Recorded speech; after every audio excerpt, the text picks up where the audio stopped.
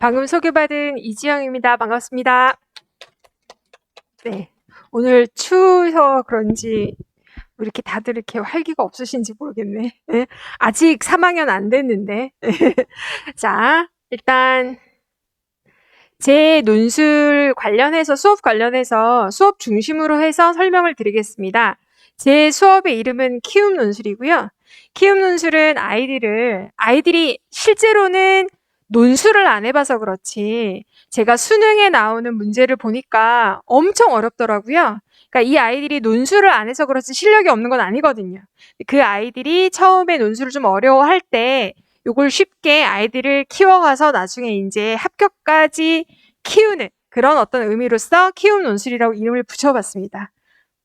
자, 그리고 제 수업은 이번에 이제 1월 1일 날 개강을 하거든요. 예, 새 벽두를 딱 열면서 1월 1일 날 하필이면 일요일이더라고요. 1월 1일 날 9시에서 1시까지 키움 논술 A반을 이제 개강을 하고요. 저 수업 시간 이외에 하다가 보면 애들이 조금 힘들거나 아니면 뭐 문의할 게 있거나 이런 부분이 있으면 별도의 논술 클리닉을 통해서 그런 부분을 보강을 합니다. 그리고 논술뿐만 아니라 제가 또 입시에 있어서는 좀 전문적인 지식을 갖고 있다고 자부하기 때문에 입시와 관련해서도 이제 문의할 게 있으면 그런 부분에 대해 상담을 하고 있고요. 또 원래 저희가 하고 있었던 일인데 홍보가 좀 안 된 부분 중에 하나가 입시 멘토에 대한 부분이거든요.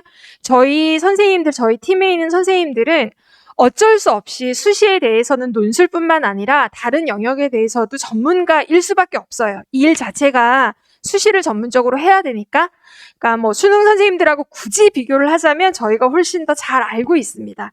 그리고 그런 부분은 당연히 그러니까 입시와 관련된 정시 부분도 저희가 알고 있는데 고3이 되면 정말 힘들거든요. 힘든 아이들 옆에서 저희가 이렇게 공부를 해라 저렇게 공부해라 그리고 시기에 따라서 사실은 고3이 되면 포기해야 되는 부분들도 있을 수 있어요.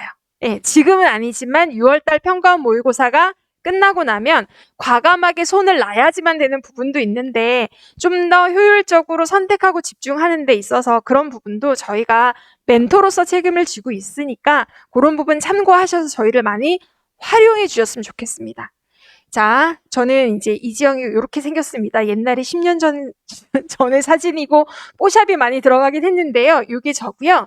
저는 이제 사회학을 전공을 했고 20년 넘게 이제 인문 논술을 담당을 했고요. 저희는 뭐 수능도 하고 내신도 하고 이렇게 전초는 못 됩니다만 논술에 있어서는 이제 전문적인 어떤 실력과 노하우를 가지고 있다라고 말씀드릴 수 있고, 그리고 하다가 보니까 입시에 대한 부분을 좀 이제 확장하다가 보니까 지금 이제 중등에서 미래탐구 입시연구소장도 겸임하고 있습니다. 키움 논술 강의 특징이라고 제가 이제 적어봤는데요. 일단 어려운 논술 이렇게 되어 있는데 논술이 처음에 조금 어려워해요. 아이들이. 어려운 게 아닌데 어려워해요. 왜냐하면 이제까지 그런 방식으로 접근을 해서 문제 풀이를 한 적이 없기 때문에 충분히 할 수 있는데 처음에 좀 어려워요. 이거 내가 잘하고 있나 막 이런 의심이 들 때가 있는데 그렇게 어렵지 않다라고 좀 더 쉽게 출발할 수 있도록 아이들한테 용기도 주고 좀 더 쉽게 풀어나가는 길을 알려주는 역할을 하고 있습니다. 그리고 이게 8대 유형은 앞으로 선생님들이 설명하시면서 계속적으로 나올 수가 있어서 저는 그냥 간단하게 말씀을 드릴 텐데요.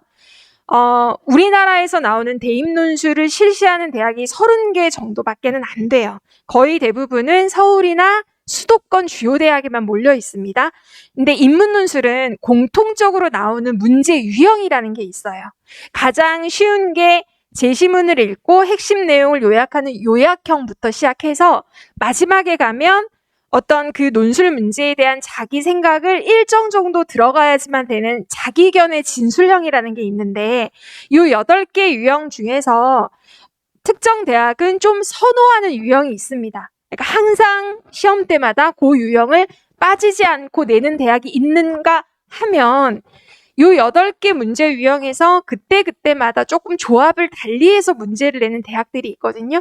근데 어쨌든 어느 대학을 지원할지 아직은 모르시잖아요.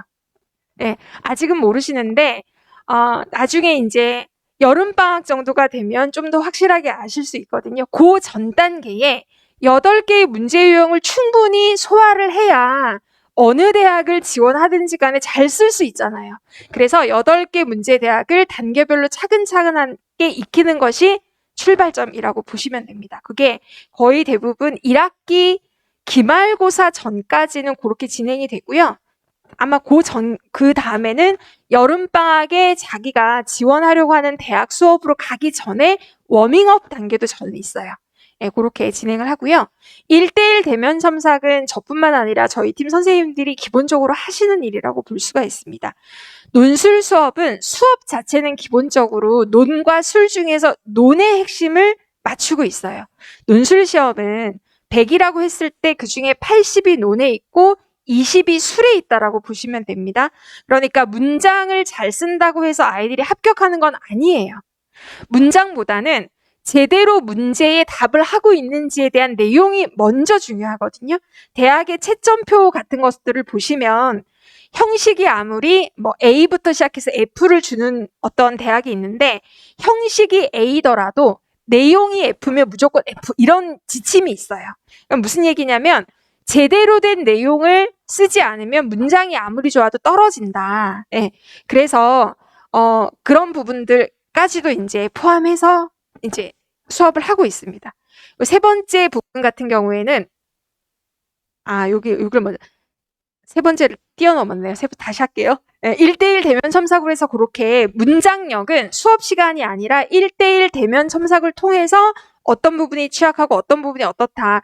애들이 글을 많이 쓰는 세대가 아니잖아요. 거기다가 손으로 써본 경험이 없기 때문에 시간이 지나면 지날수록 맞춤법도 잘 틀리고 원고지 쓰기를 처음 해본 애들도 많아요. 근데 그런 부분들까지 아주 기본적인 것부터 시작해서 논술에서 좋아하는, 선호하는 문장 표현들이 있습니다. 그런 것까지를 전부 다 1대1 대면 첨삭으로 해서 개별적으로 가르쳐 주신다고 보시면 되고요.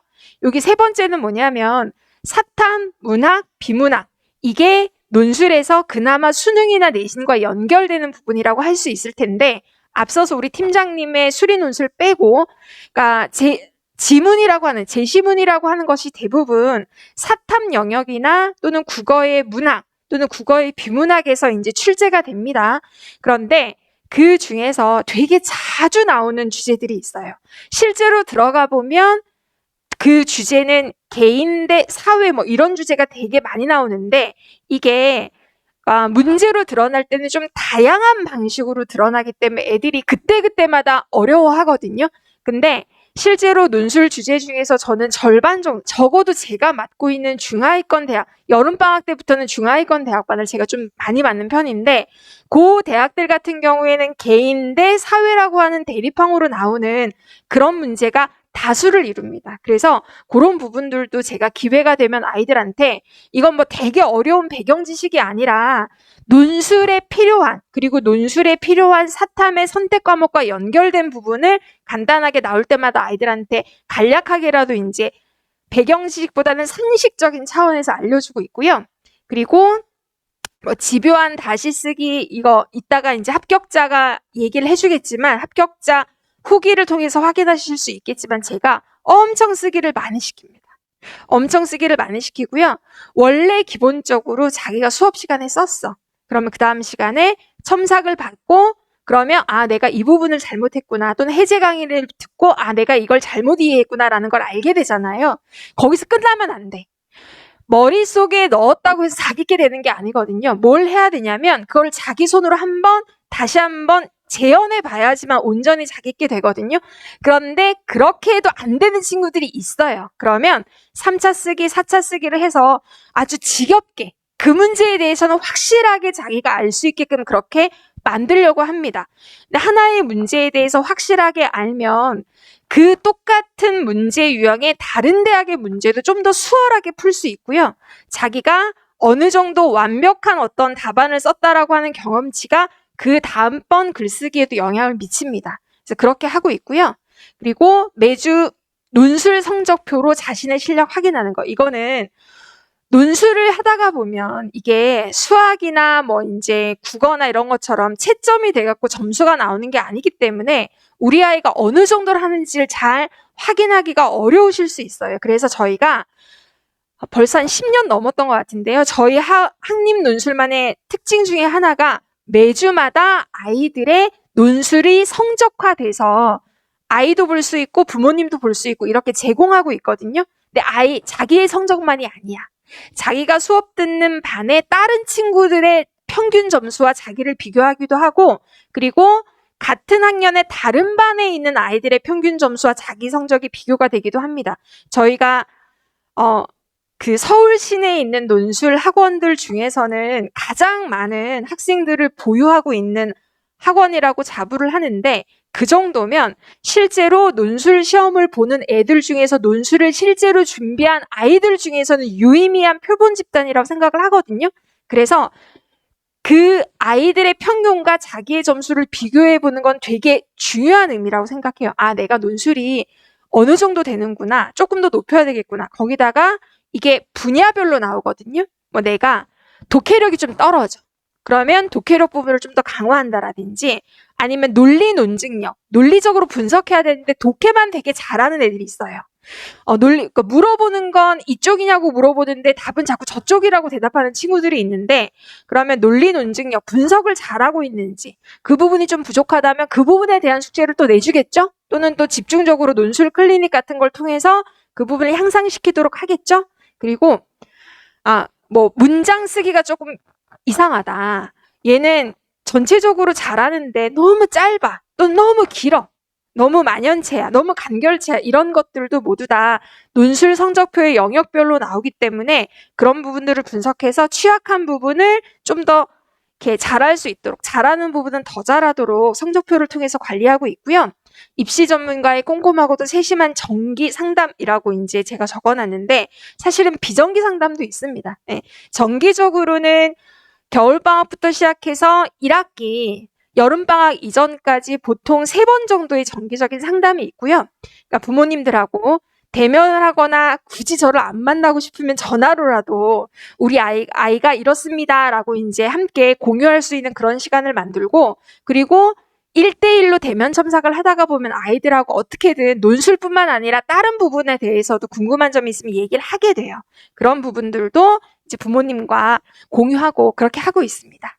그래서 제 논술의 특징은 이렇게 시작이 쉬운 논술, 과정이 쌓이는 논술, 결과에 만족하는 논술이 제 모토고요.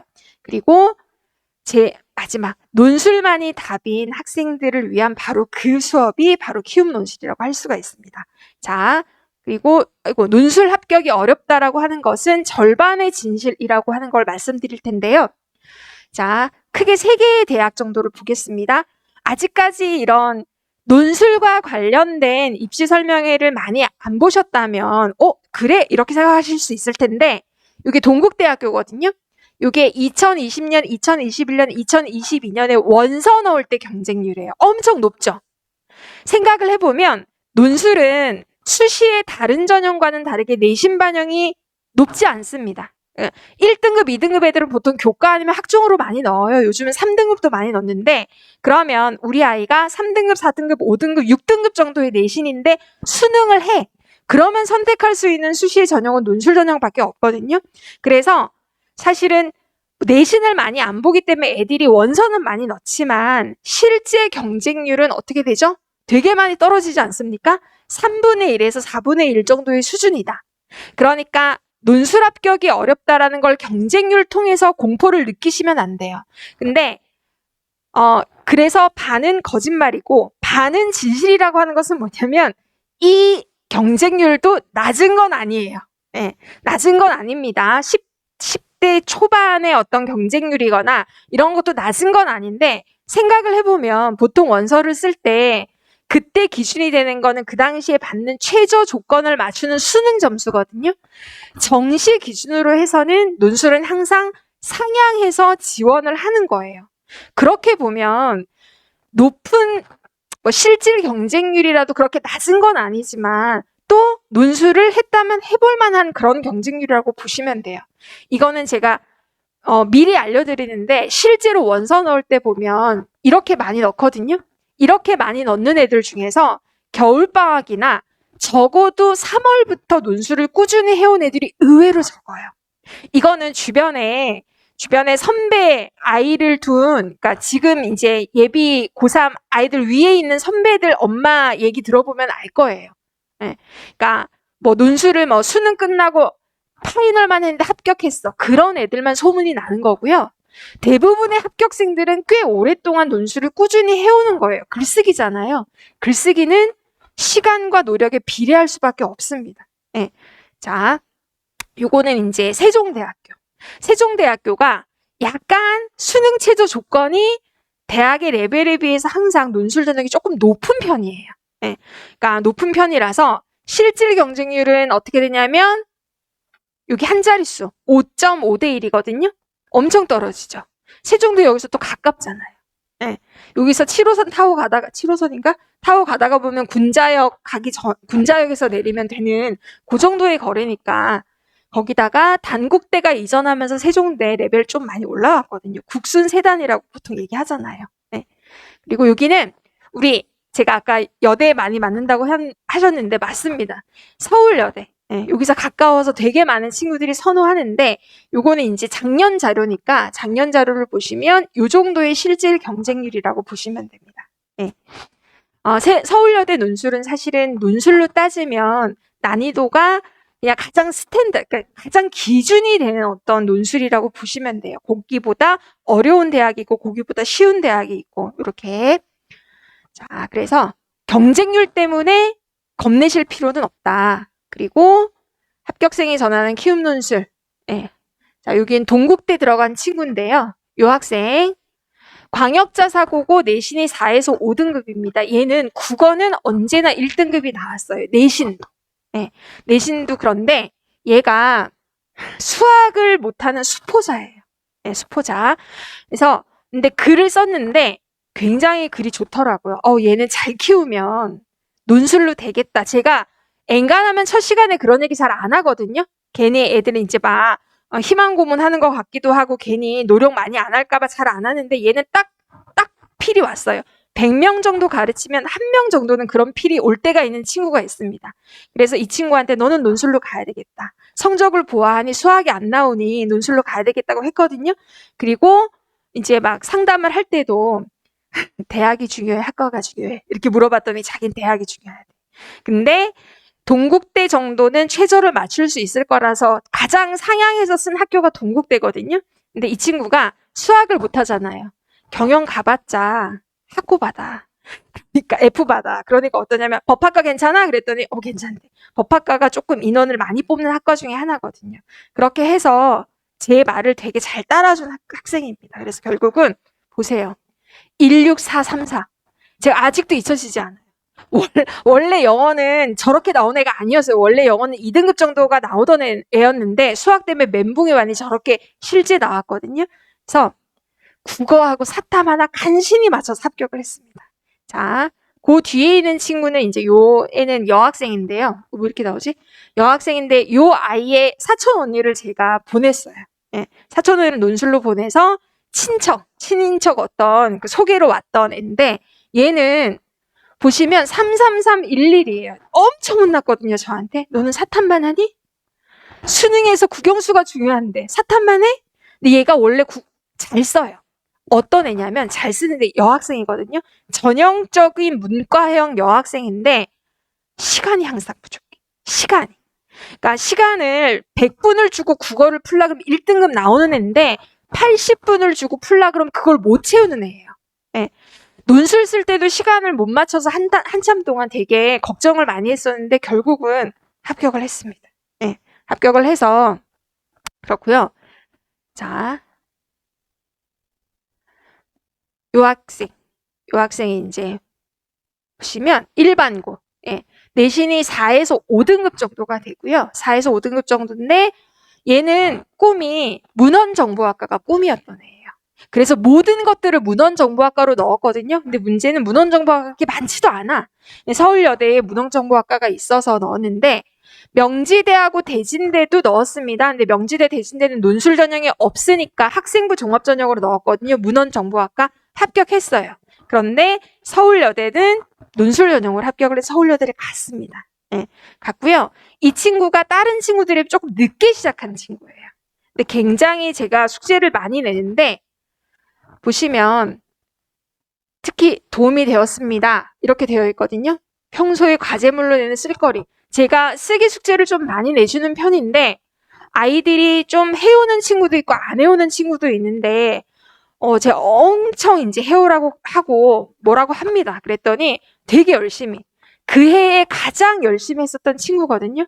합격했다는 소리를 들었을 때 어떤 생각을 했냐면 그럴만하지. 그 정도의 노력이면 얘는 논술 노트를 따로 자기가 마련해가지고 쓰기를 했어. 선생님이 오케이, 굿 이렇게 받아도 또 한 번 써. 쓰란 얘기 안 해도. 네, 되게 열심히 했었던 그런 친구라고 할 수가 있고요. 자, 그리고 마지막으로 서울여대. 자, 이 친구는 이제 서울여대가 좋아하는 답안이 있습니다. 각각 대학들마다 좋아하는, 선호하는 유형도 있고 선호하는 답안의 방식도 있는데 그거를 제가 이제 중점적으로 가르쳤고 그걸 열심히 연습해서 합격한 친구. 네, 이렇게. 근데 보시면 논술 전형의 합격생은 대부분 수능 최저 조건을 딱 맞춰서 합격합니다. 적어도 제가 맡고 있는 중하위과는 그래요. 네, 수시에서 납치되는 경우가 별로 없습니다. 네, 그리고 아주 내신이 좋으면 모르겠는데 내신이 수능 최저랑 비슷한 기준으로 나오면 학종으로 들어가는 학교에 비해서 논술로 들어가는 학교가 더 괜찮은 학교일 가능성이 많아요. 그래서 제가 앞에서 보여드렸던 그 사례 같은 경우에도 수능 최저 조건은 이런데 실제 수능 점수를 보면 정말 누가 뭐라고 할 것 없이 딱 맞추지 않았습니까? 근데 얘네가 특별한 게 아니라 거의 대부분 그래요. 네, 그러니까 그런 점을 이제 생각을 하셔서 수시 납치되면 어떡하지? 그러면 시험 보러 안 가면 돼요. 수능 이후에 대부분의 논술 시험이 있거든요. 수능 이전에는 한 6개 정도 대학밖에 안 돼요. 수능 점수가 잘 나왔어. 납치되면 어떻게? 안 가면 됩니다. 논술은 시험을 보러 가지 않으면 자격 조건이 박탈되거든요. 그런 것들도 알려주니까 너무 걱정하지 마시고 맡겨주시면 좋을 것 같고요. 하나만 더. 수능 때문에 논술은 나중에 한다? 특히 뭐 수학을 올리기 위해서 겨울방학 때는 수능 수학이지 이렇게 얘기하시는데 제가 수학 중심인 미탐에 있잖아요. 네, 수학을 3개월 안에 압도적으로 올린다라는 건 기존에 수학이 전혀 안 돼 있던 애는 그럴 수 있어요. 네, 근데 그 3개월 동안 수학의 전체적인 점수를 확 올리는 건 어려울 수 있습니다. 그리고 보시면 1년 일정을 보셔야 되는데 지금 아이가 첫 아이시면 고3이 어떻게 흘러가는지 모르시잖아요. 저희는 매년 경험을 하거든요. 보세요. 자, 1월, 2월이 겨울방학입니다. 3월달 되면 3월 모의고사가 있으니까 3월 모의고사 보고 난 다음에 논술 시작해야지 이렇게 되신단 말이에요. 3월 모의고사 보고 난 다음에 논술을 시작해야 되겠다. 드디어 이제 생각을 했어. 수능으로는 곤란하겠는데? 이렇게 생각을 했어. 그럼 조금 있으면 중간고사 기간이 있어요. 중간고사 기간에 저희가 3주에서 4주 정도 휴강이 들어갑니다. 1학기 때는. 그러면 계속적으로 시작 시점이 미뤄지는 거예요. 네, 미뤄지는 거고 그러다가 보면 언제 보통 또 다시 시작하냐면 4월달. 나는 내신 포기. 한 애들은 4월달에 시작하고 그렇지 않은 애들은 5월달에 시작하거든요. 네, 5월달에 시작하는데 이때도 6월달 평가원 모의고사 있으니까 수능 나오는 거 봐서 해야지. 그럼 언제 오냐면 여름에 와요. 저희가 가르쳐보면 아는데 논술을 최소 2, 3개월 하고 여름방학을 맞이한 것과 전혀 경험이 없이 여름방학을 맞이한 건 차이가 되게 큽니다. 정말. 네. 어떤 얘기를 저도 모르게 하냐면 그래도 해본 놈들이 다르긴 다르구나. 뭘 묻는지를 몰라요, 여름방학 때. 근데 여름방학 3주인데 할 게 얼마나 많아요. 수능 부족한 과목도 해야 되죠? 그죠?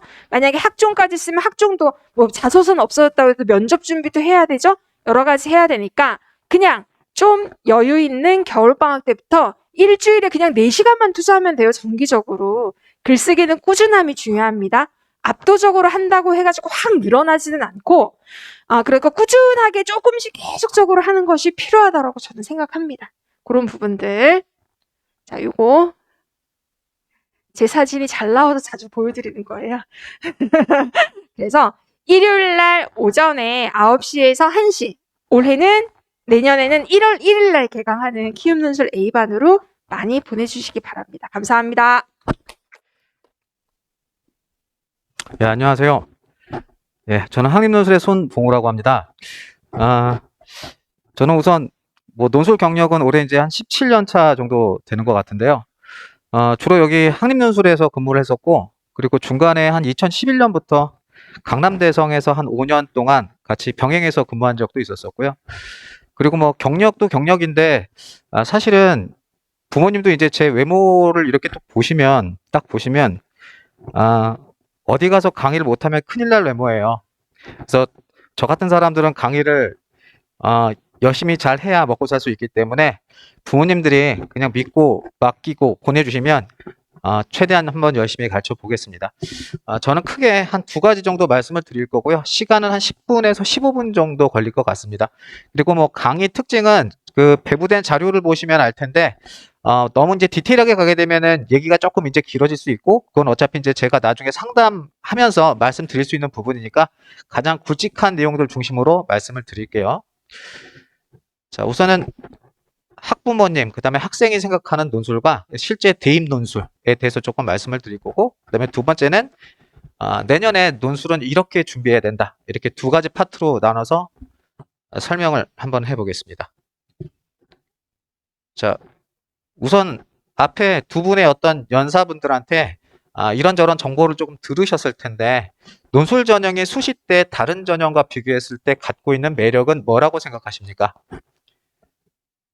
네, 우선 제가 하나 조금 말씀을 드리면 가성비가 갑이에요. 사실은 우리 교과 전형이나 학생부 종합 전형으로 가려면 1학년 때부터 3학년 때까지 3년의 시간들을 온전히 투자해야 되거든요. 그리고 수능도 마찬가지입니다. 그런데 사실 논술은 애들이 고등학교 2학년 때부터 시작하는 친구들은 거의 없고요. 고등학교 3학년 때 보통 이제 12월, 조금 이제 빠르면 1월 정도에 시작을 하는데, 중간고사 기간 휴강, 그 다음에 기말고사 기간 휴강, 요 기간들을 제외하면 사실은 10개월 정도 준비하는 겁니다. 그래서 10개월 정도 준비해서 본인이 원하는 대학교에 갈 수 있다고 하게 되면 사실은 논술 전형이 다른 전형에 비해서 가성비가 매우 좋겠죠. 그리고 두 번째는 아까 부모님들도 다른 연사분들한테 얘기를 들으셨듯이 충분히 도전할 만한 수능 최저 등급 조건들을 갖고 있고, 그리고 심지어 수능 성적도 보지 않는 대학들이 10개 정도 됩니다.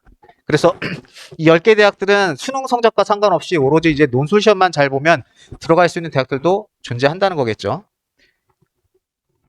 자, 그리고 마지막은 내신 반영 비중이 매우 낮습니다. 보통 이제 논술 100%인 대학들도 있는데 연세대학교도 그렇고 한양대학교 같은 경우에도 기본적으로 내신이 반영되지 않고, 그 다음에 건대도 그렇고 성대도 그렇습니다. 굳이 조금 말씀을 드린다고 하게 되면 숭실대학교를 좀 제외하고 나서 나머지 대학들은 1등급부터 내신 5등급 사이의 격차가 거의 없다고 보시면 돼요. 그래서 내신 5가 좀 넘어가도 논술 전형에선 내신 때문에 피해받아서 떨어지는 경우가 거의 없다. 이렇게 생각하시면 돼요. 자, 그런데 이렇게 논술 전형이 지금 보시면 이제 최저 등급 조건 잠깐 이제 보여드리는 거고요. 올해 걸 기준으로 자료에 조금 있을 거니까 잠깐 이렇게 보시고 그 다음에 자료 한번 확인해 보시면 될 것 같습니다. 자, 그럼에도 불구하고 논술 전형이 이렇게 매력이 많은데 사실은 준비를 주저하게 되는 경우가 있어요. 그 첫 번째 이유는 뭐죠? 바로 부담감입니다. 여기서 부담감은 어떤 부담감을 얘기할까요? 안 그래도 이제 얘가 고3이 됐는데, 그동안 이제 수능 공부도 제대로 안 했는데, 고3이 되면 수능 쪽에 조금 올인을 해야지, 논술 전형까지 조금 발걸치기는 너무 수능을 준비하는데 시간적인 부담이 된다.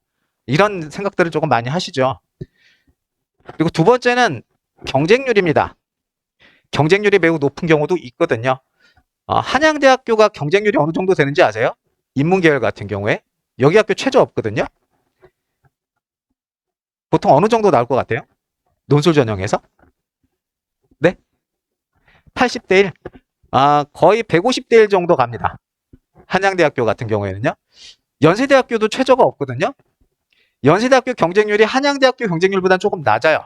여긴 보통 이제 한 60대 1 정도 나오는데, 그거 보면 참 신기해요. 만약에 제가 고3이라면 연대도 최저가 없고 한양대도 최저가 없다면 두 개 중에 연대를 좀 더 써보는 게 어떨까? 연대가 더 우리가 이제 일반적으로 알고 있는 어떤 사회적인 위치가 좀 더 높으니까 두 개 다 최저가 없고 학교를 하나만 고른다고 하면 연대를 고를 텐데, 은근히 한양대학교의 경쟁률이 연대보다 훨씬 높습니다. 왜 그럴까요, 도대체? 연세대학교 논술이 좀 어려워서, 예, 그럴 수도 있어요. 수리 논술 문제가 출제가 돼가지고서 사실은 이제 거기에 대한 좀 부담감 때문에 애들이 기피하는 경우도 있고, 두 번째는 제가 생각했을 때는 일종의 양심이 아닐까요?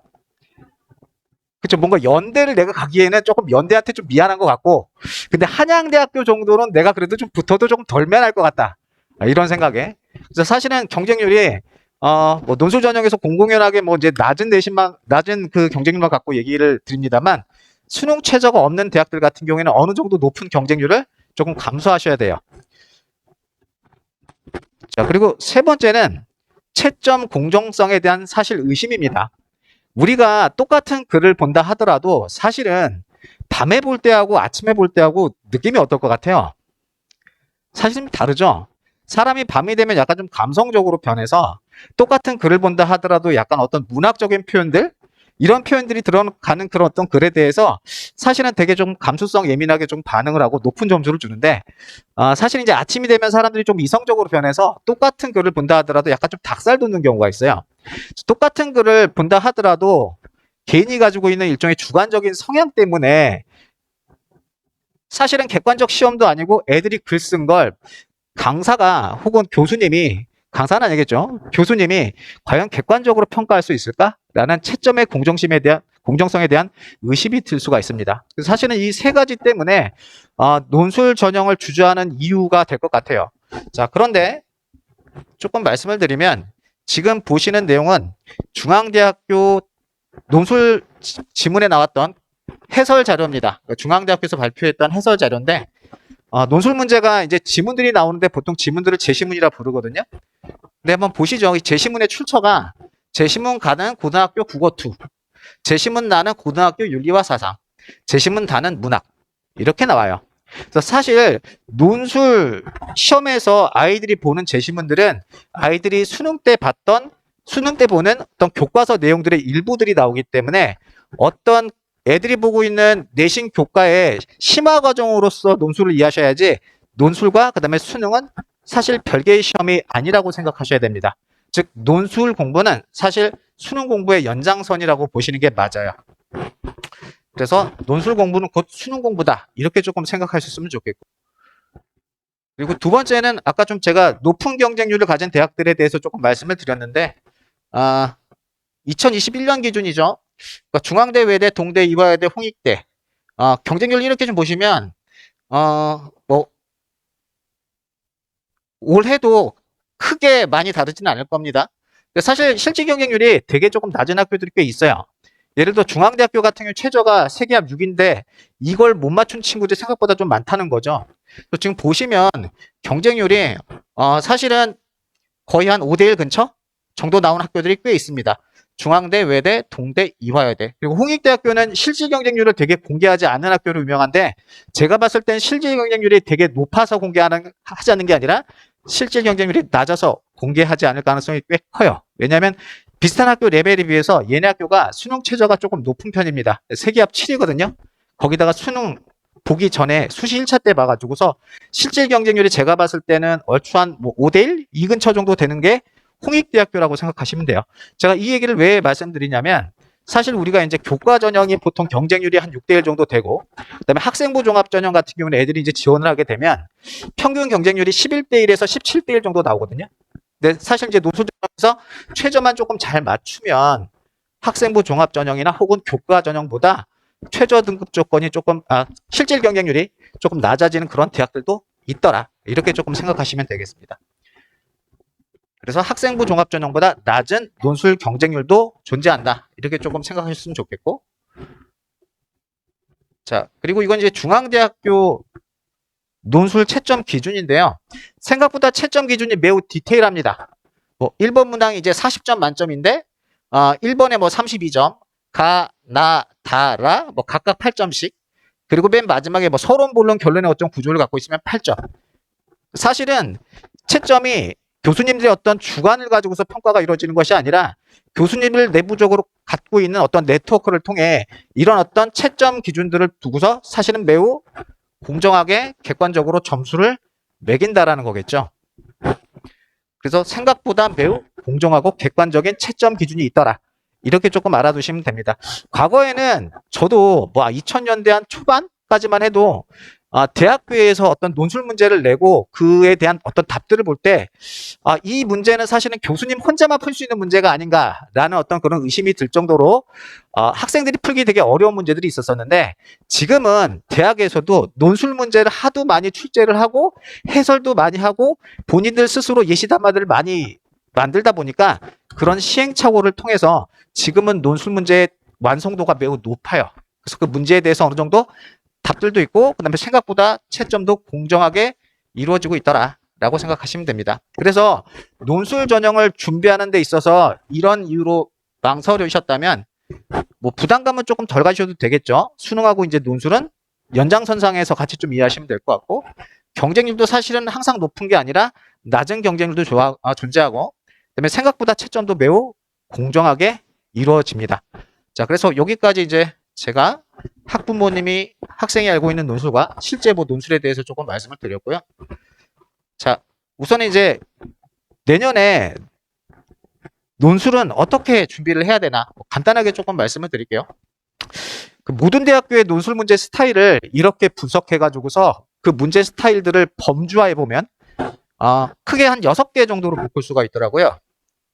자, 하나는 뭐냐면 요약하고 분류하는 문제, 그리고 비교하는 문제, 설명하는 문제, 평가하는 문제, 자료를 해석하는 문제, 그다음에 자신의 견해를 기술하는 문제. 문제 스타일이 총 이렇게 6가지거든요. 자, 그렇다면 이 6개의 문제에 대해서 기본적으로 독해를 하고 답안을 구성하는 방식들을 배워간다고 하면 모든 대학교의 논술 준비가 가능해지겠죠. 그래서 우선 이렇게 저는 6개의 스타일들을 마스터하는 강의를 지향을 하고요. 그리고 두 번째는 지금 뭐 이제 보시면 성적표인데 그 내신이 보통 이제 3등급대 이하인 친구들이 내신 1, 2등급대인 친구들보다 갖고 있는 강점, 장점은 뭐라고 생각하십니까? 우리 아이가 내신이 3등급 미만인데 그래도 1, 2등급보다 이건 조금 정신적으로 건강해요. 애들이 매우 정신적으로 건강해요. 1등급 친구 같은 경우에는 사실 이제 매번 시험 볼 때마다 어떻게 해서든 조금 더 좋은 성적을 받기 위해서 스트레스도 좀 많이 받고 그런데 우리 3등급 이하인 친구들 별로 그런 건 없어요. 그냥 시험 한번 끝나면 고통도 거기서 끝이고요. 항상 과거의 고통에 연연하기보다는 현재의 즐거움을 만끽하면서 삽니다. 그래서 이런 친구들한테는 지속적으로 조금 자극을 줘야 돼요. 그래서 지금 이렇게 보시는 것처럼 매번 논술에서 첨삭이 끝나면 아이들이 어떤 성적 결과를 지속적으로 제공해주고 확인할 수 있도록 만들어야 애들이 자극을 받습니다. 그러면 이제 본인이 갖고 있는 어떤 장단점들도 꾸준히 지속적으로 누적이 되고 그 다음에 점검이 되겠죠. 이렇게 모든 대학의 논술 준비와 그 다음에 객관적인 논술 성취도를 확인하게 되면 제가 나중에 대학별 합격 가능성을 예측을 해서 부모님들과 상담을 진행할 거예요. 보통 좀 이르면 애들 중간고사 휴강 기간에 그때 아이들이 갖고 있는 일종의 성향을 가지고서 이 정도 대학 애들한테 맞겠다라고 말씀을 드릴 수 있을 것 같고 조금 늦으면 지금 시작했다라는 걸 전제로 했을 때 기말고사 휴강 기간에 조금 더 객관적으로 우리 아이가 어떤 대학에 조금 더 잘 어울릴 수 있는지 어떤 대학의 논술 전형의 합격 가능성이 높은지를 상담해 드리겠습니다. 자, 이건 이제 제 수업 일정인데요. 수업 일정이 좀 보면 좀 빠듯하죠. 한 요 정도만 조금 말씀드려도 될 것 같은데 저는 이제 12월 31일 토요일 날 저녁 6시에 개강을 합니다. 그래서 혹시 토요일 날 저녁 6시에서 10시 타임에 조금 시간이 되신다면 애들 많이 보내주세요. 제가 한번 열심히 가르쳐서 원하는 대학교 한번 보내보겠습니다. 예, 이상입니다.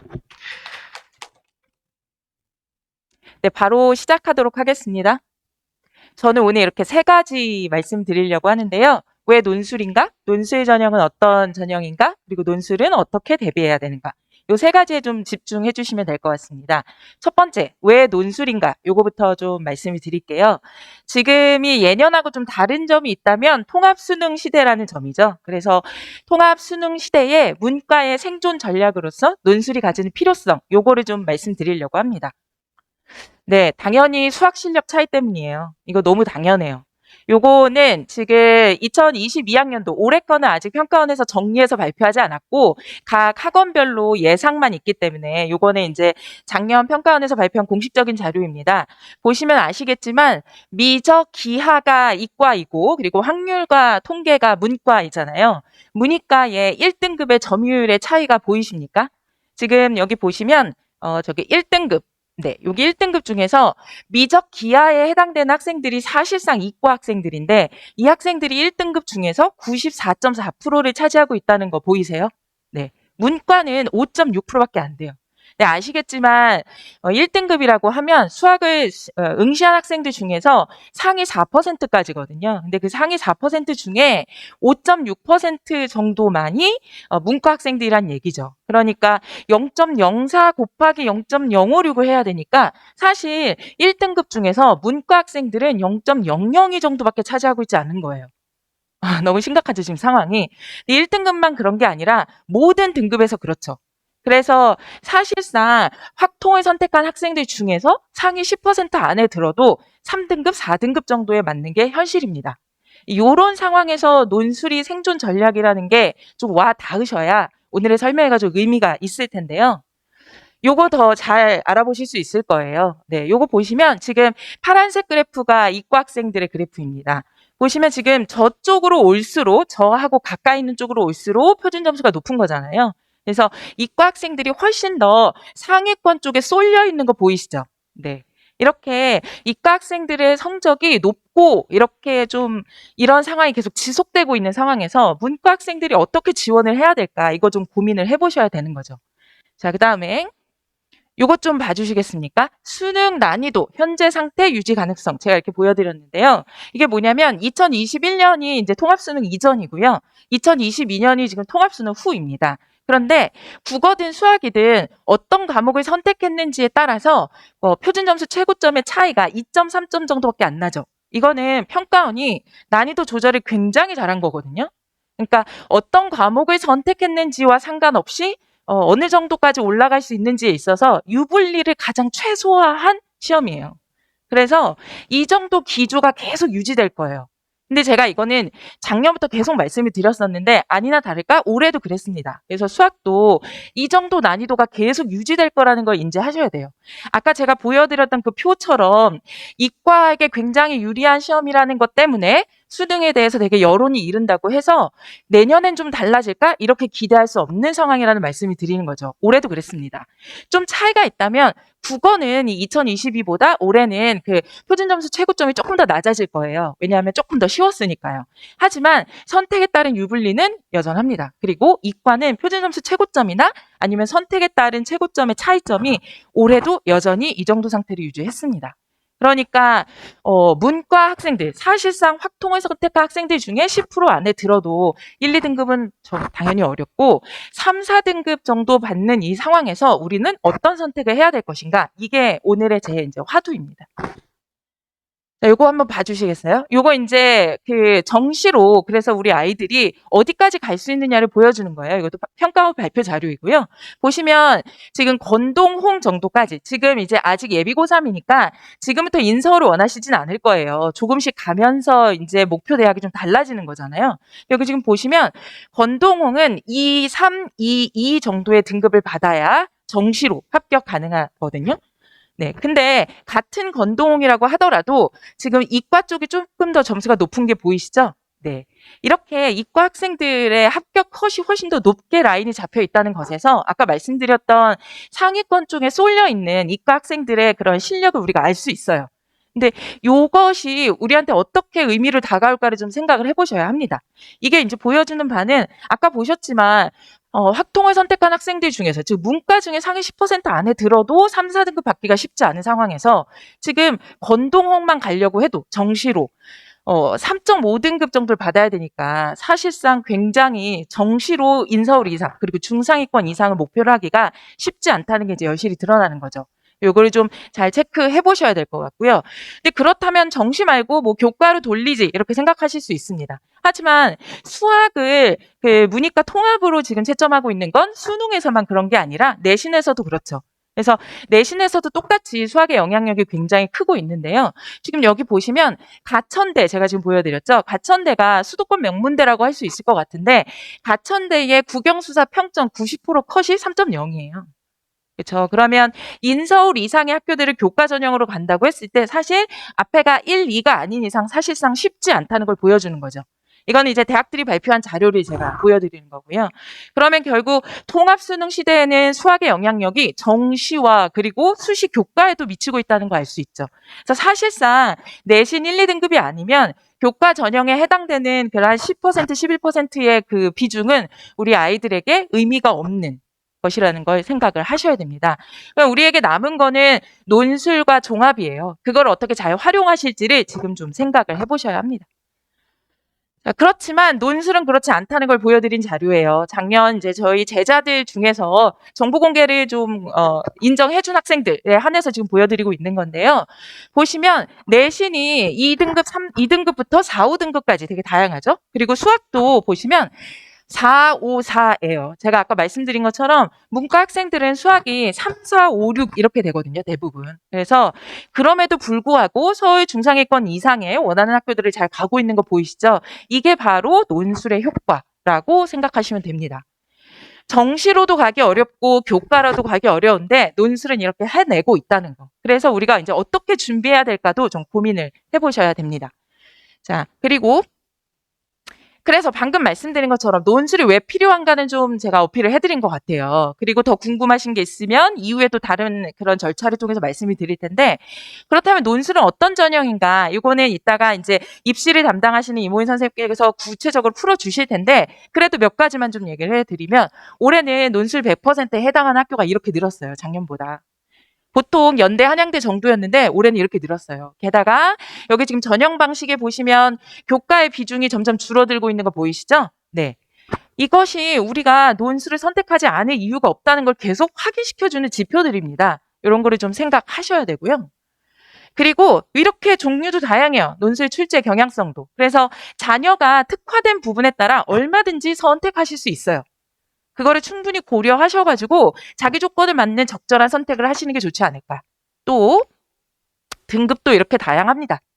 그러니까 유형도 다양하고 수능 최저 조건도 다양하고 그리고 내신 1, 2등급이 아니어도 그리고 수학이 1, 2등급이 아니어도 갈 수 있는 그 중상위권 이상의 인서울 명문대학교를 갈 수 있는 좋은 전형인데 우리가 선택하지 않을 이유가 전혀 없는 거죠. 자, 그래서 어떻게 대비해야 되는가? 제가 이거 거의 뭐 표어처럼 맨날 말씀드리는 거예요. 일주일에 한 번, 단 4시간의 학습. 주 6일은 최저 준비하면 돼요. 어차피 해야 돼요, 그거는. 그러면 나머지 하루 단 4시간 논술. 이렇게 해서 원하는 대학을 갈 수 있는 전형은 없어요. 저는 그렇게 확신을 하고요. 그래서 보통 어떻게 준비를 하느냐. 여기 지금 맨 마지막에 있는 게 실전인데요. 실전을 제외하고 그 앞에까지가 모든 대학이 이제 공통적으로 내는 유형들을 쪼개놓은 거거든요. 저 유형을 아직 어느 대학 갈지 확정하지 못한 상태인 거니까 유형들을 여름방학 이전까지 충분히 숙지를 해놓은 다음에 여름방학 때 원서 상담을 다 받은 다음에 그 내용을 토대로 해서 자기가 지원하려고 하는 학교 기출문제들을 풀어나가는 거죠. 그래서 이러한 커리큘럼으로 진행을 해서 충분히 연습이 가능하다고 생각하고요. 수업은 보통 4시간에 진행되는데 4시간 동안 아까 말씀드린 그런 빈추 유형들을 설명하고 그걸 학생들이 직접 논술하고 그리고 저희가 첨삭하고 해제하고 요 내용으로 구성이 됩니다.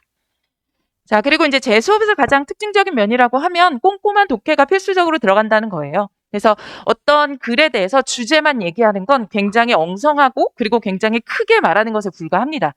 수학은 어떤 문제를 풀 때 해당되는 공식들이 딱 정해져 있잖아요. 경우의 수도 정해져 있고. 하지만 인문은 그렇지 않기 때문에 어설프게 해서 다 할 수 있다라고 생각하는 수가 있어요. 하지만 구체적으로 말할수록 정확도는 높아지고요. 학교가 전제하고 있는 채점 기준도 분명합니다.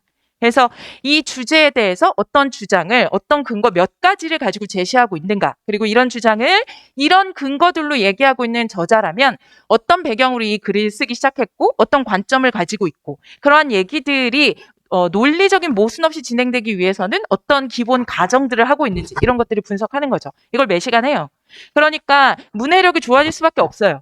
그래서 이것을 토대로 해서 비문학 점수도 올라가고, 그리고 당연히 거기에 우리가 분석하는 제시문에는 사탐도 있기 때문에 사탐에 대한 그 관여도가 높아집니다. 굉장히 중요해요. 그래서 내가 왜 이 공부를 해야 되고, 이 공부를 하는 것이 어떤 키워드와 연결돼서 나의 사고를 자극하는지를 학생들이 충분히 이해하고 한다는 게 제 수업의 가장 큰 장점이라고 보시면 될 것 같고요. 그래서 말로만 들으면 잘 못 알아들으실 수도 있거나 혹은 궁금하실 수도 있을 것 같아서 이제 제가 수업을 진행하는 모습을 좀 보여드리고 있습니다. 이렇게 칠판에다가 문제 요구사항을 읽고 대략적인 개요를 작성하고요. 학생들하고 제시문을 같이 아까 보여드린 그 방식대로 분석한 다음에 개요를 채워 넣습니다. 그리고 같이 개요를 태고해요. 합평의 과정이라고 보시면 돼요. 우리가 같은 내용을 읽었는데 이거를 정확하게 읽었는지 서로 공유하는 거죠. 그 과정을 토대로 해서 학생들도 답안지를 작성하고 저는 미리 답안지를 작성했던 예시 답안을 공유합니다. 그래서 이 주제에 대해서 이 문제 요구사항에 대해서 이러이러한 논점들을 잘 잡아서 이 개요에 맞게 구체적으로 정확하게 썼는지 서로 확인하는 거죠. 이 과정을 계속 매시간 반복하는 거예요. 실력이 안 늘 수가 없어요. 이게 굉장히 중요하죠. 그리고 이렇게 논술에 대해서 공부하는 것만으로는 충분하지 않아요. 아시겠지만 충분한 전략이 필요하고, 그리고 그러려면 그 긴 기간을 계속 그 지난한 과정을 지켜보면서 학생하고 꾸준한 상담을 한 사람이 붙어서 제시를 해줘야 돼요. 그렇기 때문에 저는 이렇게 최소 4번 정도 상담을 합니다. 당연히 등원을 한 전후로 진행이 될 거고요. 그리고 중간고사, 기말고사 전후로 진행을 합니다. 그래야 이 학생이 교과도 써야 되는지 학종도 써야 되는지 제가 판단해 줄 수 있으니까요. 그 다음에 6월 모의고사 보고 나서 원서 접수가 있는 9월 초 전까지 이제 학생별로 일정을 잡아가지고 원서 접수와 관련된 상담을 해줍니다. 이렇게 6개 대학, 6개 학과, 전형, 특징적인 면들 다 잡아서 줍니다. 엑셀 파일을 뽑아서 한 명 한 명 다 제가 메일로 쏴주거든요. 네, 이렇게 붙어가지고 완전 학생한테 입시 멘토가 되어줄 수 있는 선생님들이 많지 않습니다. 그게 굉장히 중요하고 제가 자부하고 있는 부분이에요. 그래서 제가 되게 빨리 말씀드렸는데요. 아니, 왜냐면 또 뒷순서도 남아있고 앞에서 되게 충분히 많이 들으셨을 것 같아서 제가 전달하고 싶은 것만 좀 콕콕 집어서 말씀을 드렸거든요. 그래서 좀 말이 빠르긴 하는데 수업 시간이 이렇게 빠르진 않으니까요. 오늘은 제가 지금 상황상 TPO에 맞게 얘기하고 있는 겁니다. 그래서 저의 그 수업에 대해서 좀 관심이 생기시면 상담 일정도 좀 체크해 보시고 하시면 좋을 것 같아요. 저는 일요일 1월 1일 일요일 1시 30분에 수업을 개강을 합니다. 1월 1일이라 부담된다고 생각하면 고3의 자세가 아니죠. 그래서 저와 함께 1월 1일 새해 첫날부터 열심히 잘 준비해가지고 원하는 바를 잘 이뤄낼 수 있도록 제가 잘 지도할 거니까요. 좀 믿고 보내주시면 좋을 것 같습니다. 더 구체적인 좀 상담을 원하신다고 하시면 네, 이따가 이거 끝나고 저한테 좀 신청을 해주시면 될 것 같습니다. 감사합니다. 안녕하세요. 이 추운 날 논술에 궁금한 게 많으시니까 오셨을 텐데 사실 저도 궁금한 게 있어요. 어머님들이 이렇게 오셨는데 지금 혹시 아이가 논술 공부를 하고 있다. 공부를 한다는 건 뭐냐면요. 최소한 일주일에 한 편의 글을 쓰고 첨삭을 받는다는 겁니다. 혹시 우리 아이가 지금 논술 공부를 하고 있는 경우 얼마나 계실까요? 혹시 잠깐 여쭤봐도 될까요? 한 분 계시고 한 분 계시고 한 분 계세요. 신기하죠? 예를 들어서 이런 거예요. 수능을 봐야 될 아이들은 한 명도 빠짐없이 수능 공부를 하고 있어요. 학생부를 갈 애들은요, 단 한 명도 빠짐없이 내신 공부를 하고 있거든요. 자, 어머님이 이 자리에 논술 설명이 오셨다는 건 뭐냐면요. 이 중에 최소한 95% 이상은 아이가 논술 원서를 쓸 거예요. 논술 시험을 볼 겁니다. 근데 논술 공부는 하지 않아요. 논술 전형을 설명하는 여러 가지 방식이 있겠지만 제가 생각하기에 가장 가능한 방식은 뭐냐면요. 논술은 서울 시내 대학들 중에서 수시 원서 중에서 가장 많은 장수를 차지하는 전형이에요. 학생부보다 많이 씁니다, 아이들이. 논술은 정말 많은 아이들이 원서를 쓰고 돈을 내고 합격을 간절하게 기원하지만 그 누구도 공부하지 않는 시험이에요.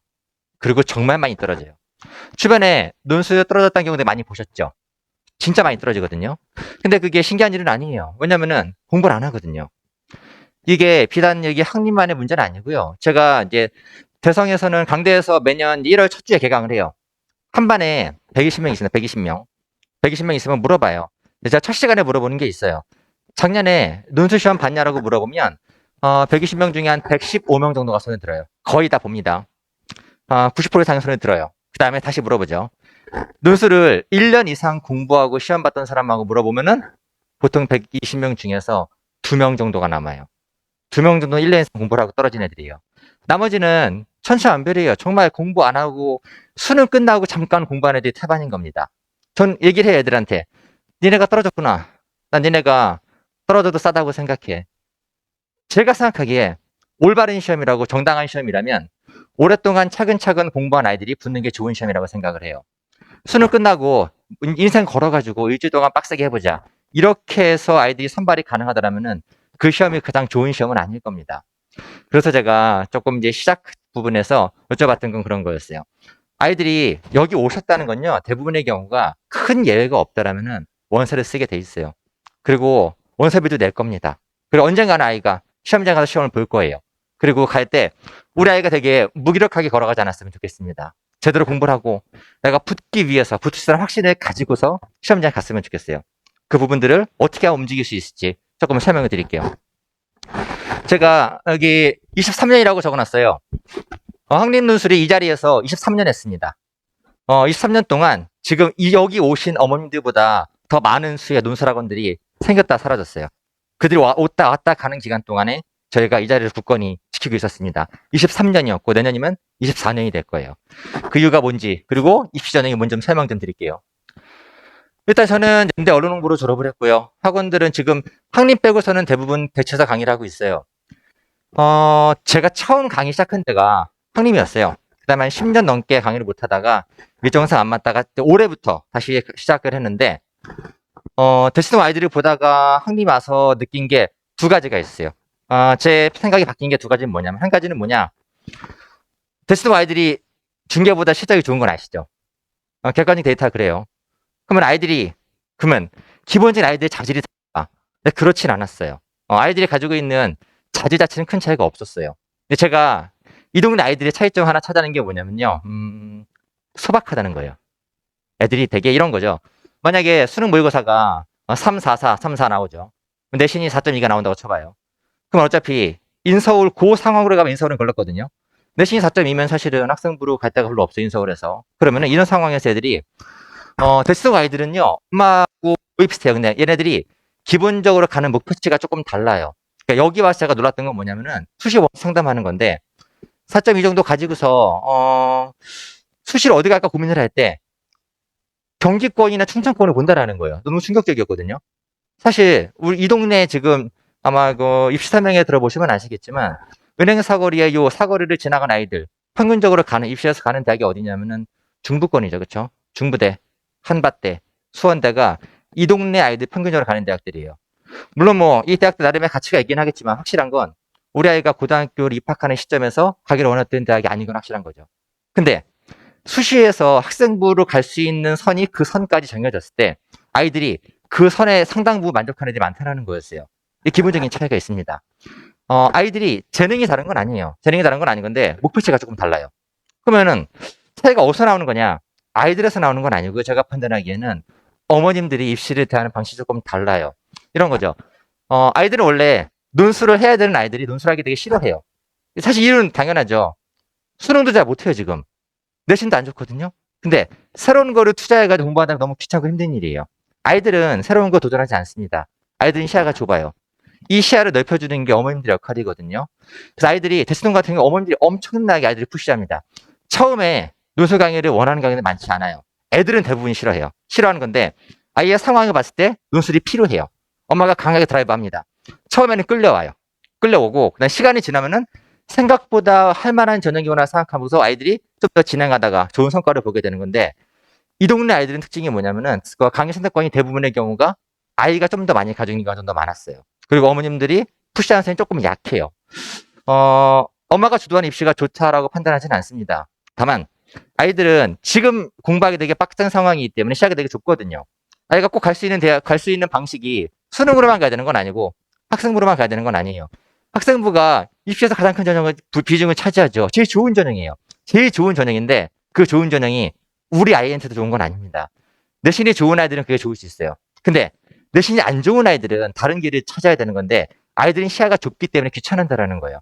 어머님이 조금 더 넓은 세계를 보여주시는데 이 시간이 도움이 됐으면 좋겠습니다.